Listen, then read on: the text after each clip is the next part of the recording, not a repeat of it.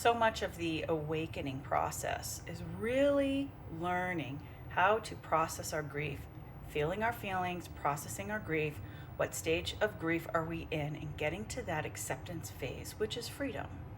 For me, what's coming up in real time is seeing how there's a young family member who's 20, 21, who's getting engaged. And I see how her family and her parents are so celebratory. They're so supportive with unconditional love and support and guidance.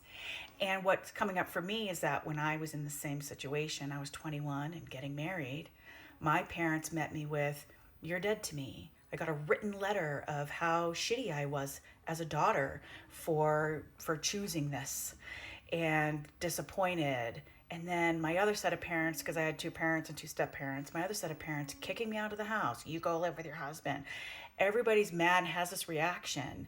And so that's what's coming up for me in real time. And what I'm learning is I've processed this a lot already, and I've already moved past it. Like my mother and I have a much better relationship now, but she's more self-aware. But then I'm taking distance from my dad right now. He calls me to tell me that I'm bringing shame to the family through my blog and the things that I write, which is my lived experience. And then when trying to reconcile, it's more of the same. "I never said that. You're wrong. That never happened." And I just came to this instant realization in that moment that this is emotionally harmful. And this is exactly what I'm trying to heal myself from. And so when adult children go no contact, that's why.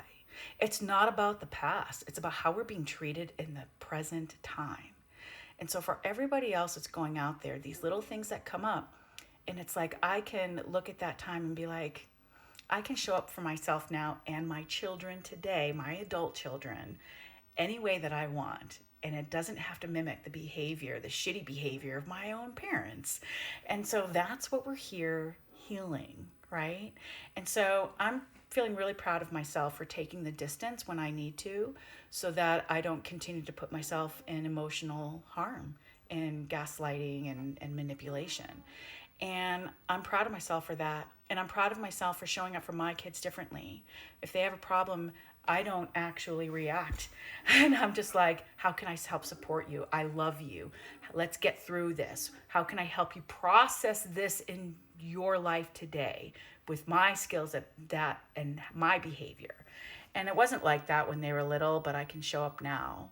So, anyway, it's not about how the past, it's about how our parents are treating us now.